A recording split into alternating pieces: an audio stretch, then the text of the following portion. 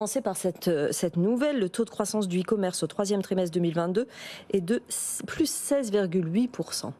Ça progresse. Oui, oui, oui, ça progresse, mais il ne faut pas se cacher qu'il y a des grosses différences entre les produits et les services. Oui. Les produits sont en léger recul et les services explosent parce qu'on a les effets de base des périodes de Covid où il y avait des magasins fermés, des aéroports fermés. Ça a été en gros le bazar pendant 2 ans et maintenant ça se stabilise.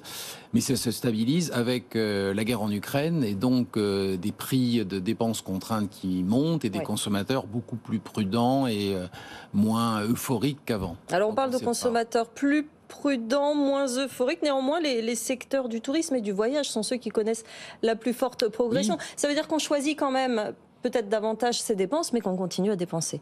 On continue à dépenser, mais on sélectionne. Et puis il y a un peu la joie pour les gens de retrouver le voyage après 2 années qui étaient compliquées. De même qu'il y a eu la joie de retrouver des magasins quand les magasins étaient fermés. C'est pour ça qu'il y a toutes ces variations.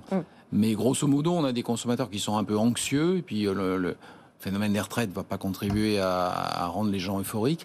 Et puis, les soldes d'hiver, elles arrivent quand même après le Black Friday le 25 novembre, Noël le 25 décembre, les soldes de 8 janvier. Les portefeuilles ne sont pas inépuisables. Donc, il y a beaucoup.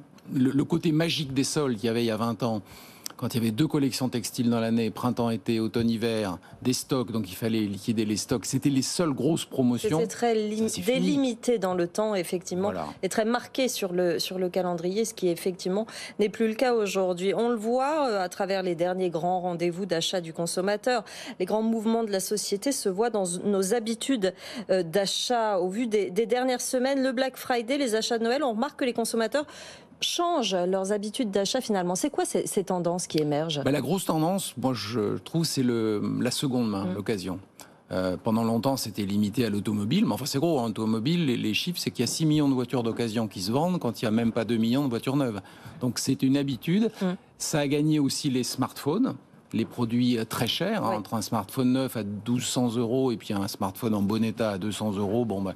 Il y a beaucoup de sites qui les proposent. Et en plus, les gens se disent que c'est un bon geste pour l'environnement parce que l'empreinte carbone des smartphones, c'est quand on le fabrique, c'est pas quand on l'utilise. Donc effectivement, c'est bien pour l'environnement.